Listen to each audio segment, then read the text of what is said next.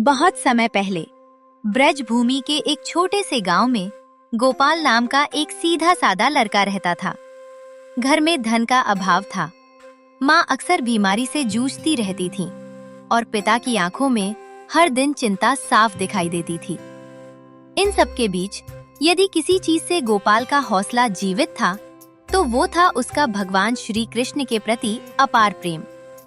हर सुबह वो मंदिर जाता, कभी टूटे स्वर में, कभी भीगी आंखों से प्रभु से एक ही प्रश्न करता, हे कान्हा, मेरी माँ का दुख कब कम होगा और इस जीवन में सच्चा सुख आखिर कहाँ मिलेगा।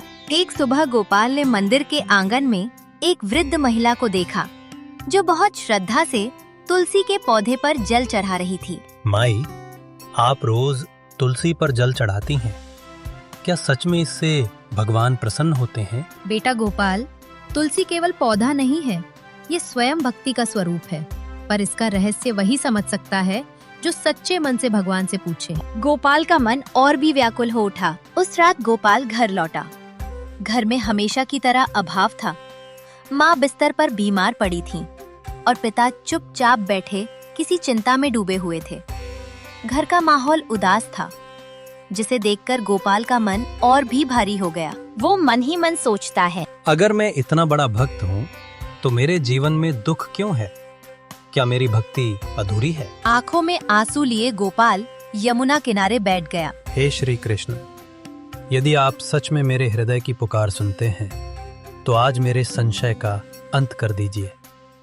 बताइए प्रभु, तुलसी पर जल चढ़ाने का वो कौन सा रहस्य है जो मनुष्य के जीवन को बदल देता है?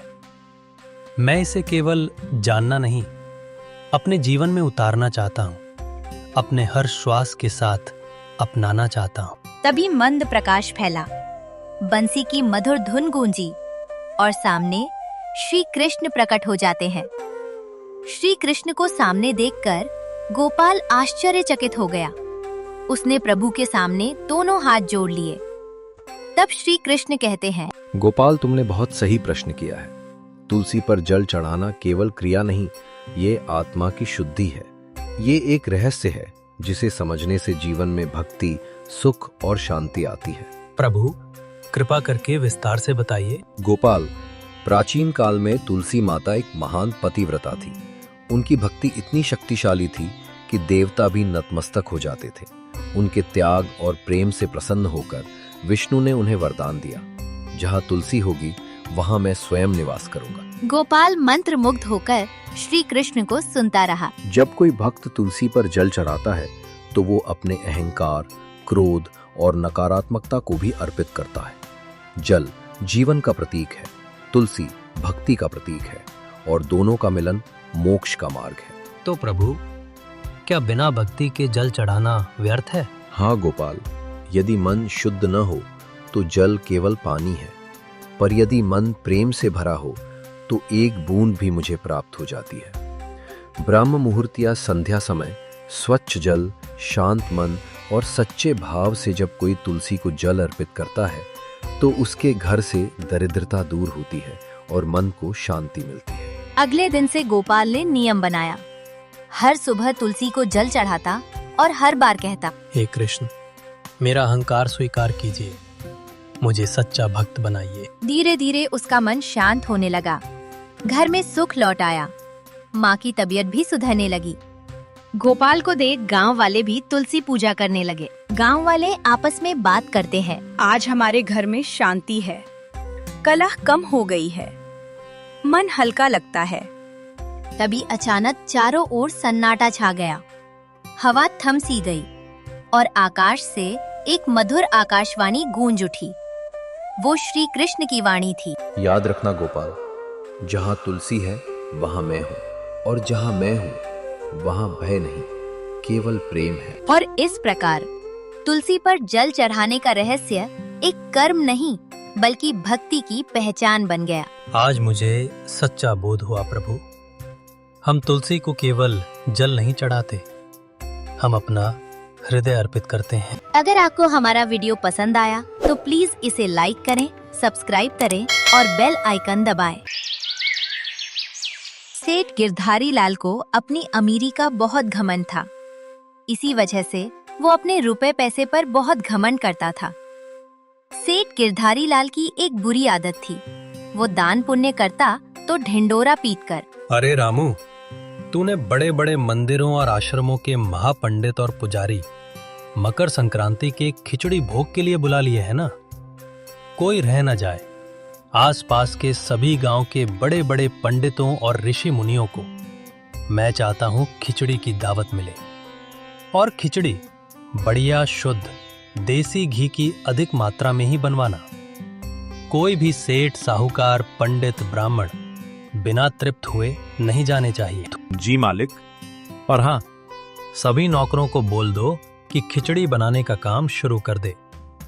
चावल और दाल की साफ सफाई के लिए हवेली में जितने भी नौकर और नौकरानियां हैं, सबको खिचड़ी बनाने के काम पर लगा दो। एक बात का ख्याल रखना, ये खिचड़ी केवल हम जैसे बड़े अमीर साहूकारों, महापंडित और महान ब्राह्मणों के लिए है। इसमें से गरीबों को एक कटोरी भी खिचड़ी नहीं देनी।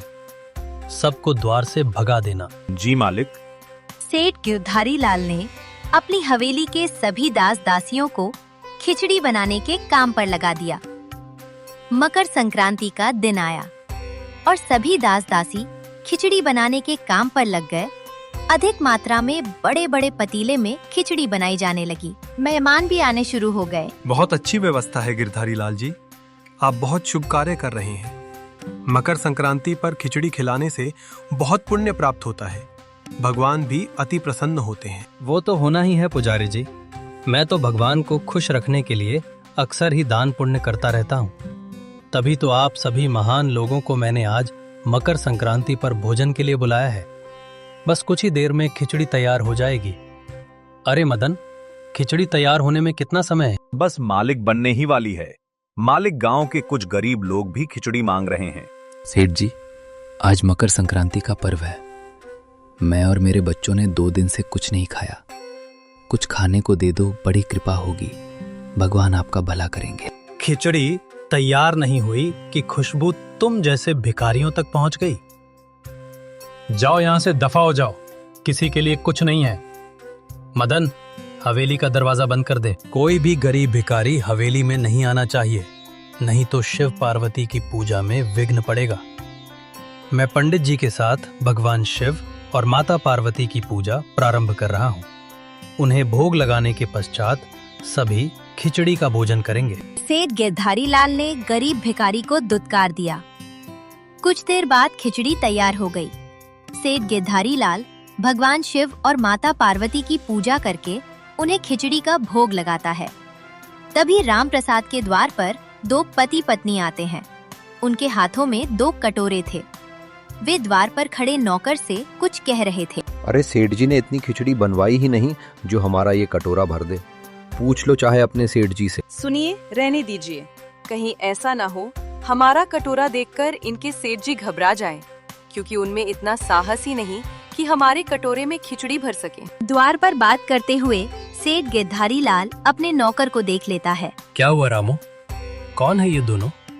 क्या बात कर रहे हैं? सेठ जी, ये दोनों कह रहे हैं कि आप में इतना साहस नहीं जो इन्हें इस कटोरे में खिचड़ी भर कर दे दे। कौन से कटोरे में? दिखाओ तो जरा। सेठ राम प्रसाद ने देखा कि पति पत्नी के हाथ में छोटे छोटे 2 कटोरे थे। सेठ गिरधारी लाल कटोरे के आकार को देखकर जोर जोर से हंसने लगा। तुम्हें पता भी है कि तुम दोनों क्या बोल रहे हो? अरे पागल हो क्या? मुझे तो लगता है तुम दोनों पागल भिखारी हो या फिर भूख से पागल हो गए हो। इतने छोटे छोटे कटोरे में तो मैं चुटकियों में भरवा दूंगा। मैंने इतनी खिचड़ी बनवाई कि पूरा गांव तो क्या, आसपास के 10 गांव भी खिचड़ी खा सकते हैं। अच्छा, यदि आपको अपने ऊपर इतना घमंड है तो ठीक है, आप हमारे कटोरे खिचड़ी से भर कर दिखा दो। लेकिन याद रहे, हमारे कटोरे खिचड़ी से भरने चाहिए और खिचड़ी तुम स्वयं अपने हाथों से भरोगे। हाँ हाँ ठीक है। रामू, शामू, भानु, रमेश, जाओ बाल्टी में खिचड़ी ले आओ। सेठ गिरधारी लाल नहीं जानता था कि स्वयं शिव पार्वती उसके घर खिचड़ी खाने आए हैं। वो तो सिर्फ सेठ गिरधारी लाल का अहंकार तोड़ना चाहते थे। सेठ गिरधारी लाल ने खिचड़ी मंगवाई और कटोरों को खिचड़ी से भरने लगा। वहां आए सभी मेहमान ये नजारा देख रहे थे। गिरधारी लाल ने घमंड के साथ खिचड़ी कटोरों में भरी। शिवजी और माता पार्वती मुस्कुराए और उनके चमत्कार से कटोरों का आकार थोड़ा बढ़ गया। ये देखकर राम प्रसाद चौंक गया। सेठ जी, कटोरे अभी भी खाली हैं। हाँ हाँ, और भर देता हूँ, रुको। रहने दो गिरधारी लाल, तुमसे ये कार्य नहीं होगा। अरे तुमने तो कहा था कि तुम हमारा कटोरा भर दोगे, पर अभी तक तो थोड़ी सी भरी है। हमने कहा था ना कि तुम ये नहीं कर सकते। गिरधारी लाल ने अकर में बोला ही था कि कटोरों का आकार और बढ़ गया। जैसे जैसे गिरधारी लाल कटोरे में खिचड़ी भरता, कटोरों का आकार बढ़ता जाता। धीरे धीरे करके कटोरे विशाल आकार ले लेते हैं। ऐसा कैसे हो सकता है? कटोरों का आकार बढ़ कैसे रहे? ये कटोरे तो बहुत छोटे थे। गिरधारी लाल जी, मुझे लगता है ये सब ईश्वरीय चमत्कार हैं जो आपकी परीक्षा लेने आए हैं। आप जितनी खिचड़ी इनके कटोरे में भर रहे हैं, उतने ही कटोरे का आकार बढ़ रहा है। लगता है आपके द्वार पर भगवान आए हैं। पंडित जी के मुंह से ये सब सुनकर राम प्रसाद हैरान रह जाता है। तभी उसकी पत्नी आ जाती है। सुनिए, लगता है ये दोनों कोई साधारण मनुष्य नहीं है। जरूर ये कोई देवी देवता है जो आपकी परीक्षा लेने आए हैं। इनसे क्षमा मांगिए। तुम ठीक कह रही हो भाग्यवान, मुझे भी कुछ ऐसा ही लगता है। आप दोनों कौन हैं? कृपया करके मुझे अपना परिचय दीजिए और मेरी भूल क्षमा कीजिए।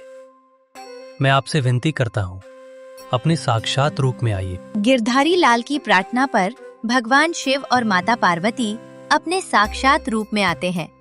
भगवान शिव और माता पार्वती को अपने सामने खड़ा देखकर सेठ गिरधारी लाल, उनकी पत्नी और बाकी सभी लोग आश्चर्यचकित हो जाते हैं। सब भगवान शिव और माता पार्वती के सामने हाथ जोड़कर नमन करते हैं।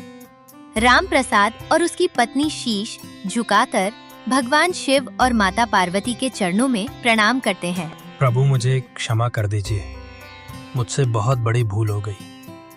मैं आपको पहचान नहीं पाया प्रभु। मेरे घर खिचड़ी का भोग ग्रहण कीजिए। मेरे अहोभाग्य जो आज स्वयं शिव पार्वती मेरे घर खिचड़ी खाने आए हैं।